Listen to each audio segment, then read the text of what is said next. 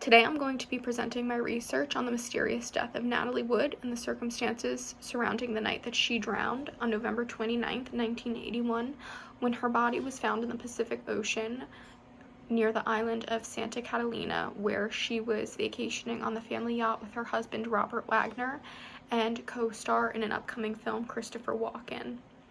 To this day, nobody knows how it was that she ended up in the water that night. There are several theories surrounding her death, two of which I found to be the most credible that involved one being it was an accidental death as a result of her intoxication that night, or two being that there was foul play involved and that her husband was responsible for her drowning. Through the research I conducted, I was able to get a grasp on the relationship that she had with Robert Wagner, as well as some of the other people in her life. And I do believe that he was a contributing factor as to how she ended up dead. I don't believe that it had anything to do with her being intoxicated. I do believe that it was strictly foul play that took place that evening. And as I go throughout this presentation, I will explain why I believe that is. The first reason being that in an official report, it is said that Natalie Wood only had 0.14% of alcohol in her body that evening, as well as trace amounts of painkillers and motion sickness pills.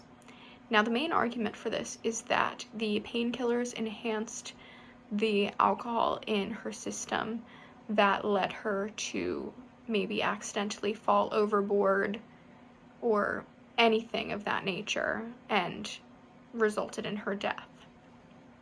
Now, if we go back for a second, I don't believe this is true because one of my main sources, a true crime podcast titled Fatal Voyage, The Mysterious Death of Natalie Wood, Natalie's sister Lana gives firsthand accounts of everything that went on in her life leading up to the moment she died. Now, going back into Natalie's earlier life, she was born Natalia Zakharenko, and she had two immigrant parents from Russia, and she had a very close relationship with her mother, Maria.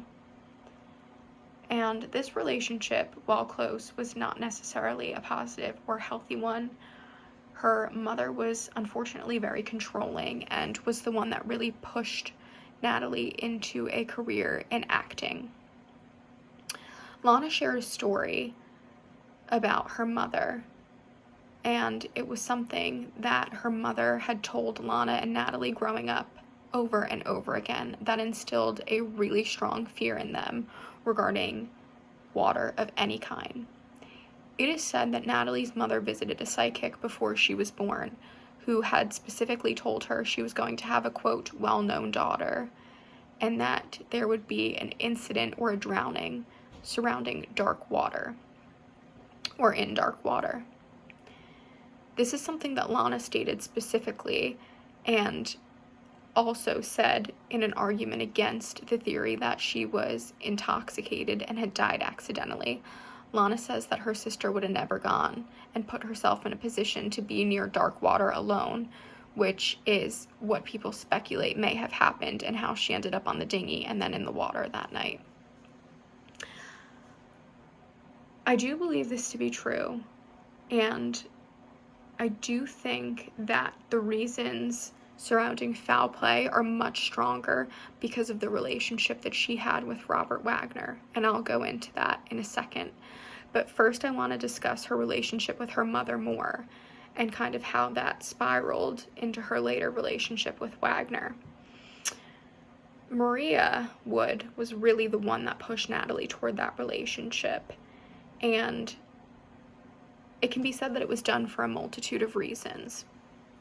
Since Wood was so obsessed with her daughter's success, she knew that if she were to become involved with Robert Wagner, who was already established in Hollywood, it would really get her name out there and help her get more acting roles along with everything else.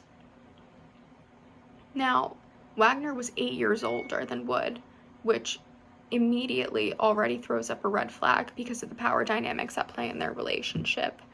They had gone on their first date on Natalie's 18th birthday, and as a young and impressionable woman who was not established, dating a man who was 8 years older, already established, and known to be a little bit narcissistic, it creates a very negative dynamic between the two, and one that leaves her really vulnerable to being in a bad position. And it's almost as if she had gone from being in a controlling relationship with her mother to then being in one with Robert Wagner, and she didn't necessarily have the tools to be able to combat that and stand up for herself.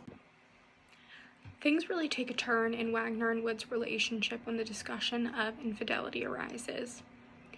In the interview on the True Crime podcast, Natalie's sister Lana discloses that the night Natalie decided she wanted to divorce Wagner was when she had found him having relations with the male butler in their house. Now, even though infidelity was something that they had both accused each other of throughout their marriage, this was the final straw for Natalie, and she had gone on to date many other men in Hollywood, and Lana describes it as her time of just having fun and kind of rediscovering herself. One of the men that Natalie went on to date was her co-star in a previous film, Warren Beatty, who Richard Wagner was admittedly jealous of. And in his memoir published just a few years ago, titled Pieces of My Heart, he specifically recounts that after he had found out Wood and Beatty had gotten together, he would go sit outside Warren Beatty's house with a gun and think about killing him. Through this discovery, this kind of motivates my key belief that Wagner was somehow involved in Wood's death. I think that someone who is so comfortable openly discussing such a violent act and who is, known for his jealous outbursts and kind of controlling and possessive feelings over his wife, I think that since he had an ego so fragile, it's really easy to set off a person like that. And I think that whatever argument arose the night of Natalie's death could have potentially driven him to be involved in foul play and potentially kill her.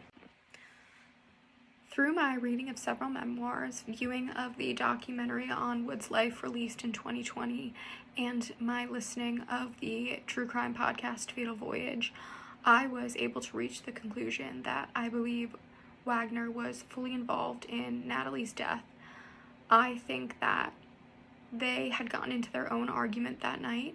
I think that it's very likely that he assaulted her, which is how she ended up with bruises on her body. And I think that he is the reason she felt the need to flee the yacht that night and ended up in the dinghy and then in the water. I think that even though it's possible that Wagner is not the one that killed her directly, I think that he probably saw her struggling, saw her die, knew the events that would unfold that evening, and did nothing about it. And his continual silence, as well as Christopher Walken's continual silence, shows that they are both in some way guilty and have information that they know paints them in a negative light. And the fact that the investigation was reopened in 2011 due to anonymous information coming forward, and that her death is now deemed a suspicious circumstance, shows that this story is far from over and that there is way more to the story than what we know so far.